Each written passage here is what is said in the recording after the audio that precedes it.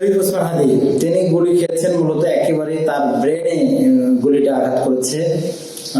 তার আপনারা সবাই জানেন যে বর্তমানে তিনি সিঙ্গাপুর জেনারেল হসপিটালে আছেন চিকিৎসাধীন।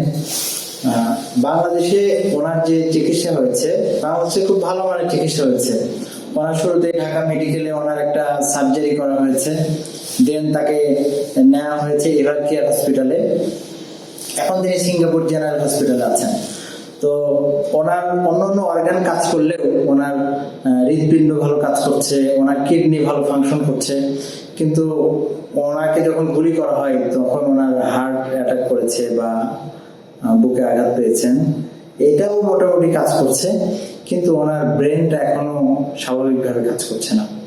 তো ওনাকে যে হসপিটালে নেওয়া হয়েছে এভার কেয়ার আর সিঙ্গাপুর জেনারেল হসপিটালের চিকিৎসা মান খুব বেশি পার্থক্য না এই নিউরো সার্জারির জন্য, কিন্তু ডাক্তাররা বলছেন যে ওইখানে ইনফেকশন রেটটা কম।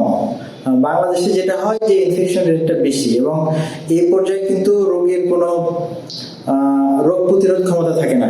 ইনফেকশন হলে সেই রোগীকে আর সাস্টেইন করা সম্ভব হয় না। এই জন্য তাকে সিঙ্গাপুর জেনারেল হসপিটাল পাঠানো হয়েছে। কিন্তু যারা চিকিৎসা বিজ্ঞান অভিজ্ঞ তারা বলছেন যে ওনাকে যে জায়গায় নেওয়া দরকার সেটা হচ্ছে লেভেল 1 কোমা সেন্টার বা ট্রমা সেন্টার, যেখান থেকে ওনার ব্যাক করার সম্ভাবনাটা বাড়বে। সিঙ্গাপুরে আসলে সেরকম কোনো কিছু নাই। এটা আমাদের এশিয়ার মধ্যে বলা যায় যে জাপানে আছে। আরো ভালো হয় ওনাকে যদি ইংল্যান্ডে বা আমেরিকায় নেওয়া যায়। তো সেই জায়গায় নেওয়ার মতো, জার্নি করার মতো ওনার শারীরিক অবস্থা এখনো স্থিতিশীল নয়। যদি তার শারীরিক অবস্থা স্থিতিশীল হয় এবং তার ফ্যামিলি এবং সরকার যদি মনে করে নেওয়া সম্ভব, তাহলে হয়তোবা তিনি একটা ভালো চিকিৎসা পাবেন।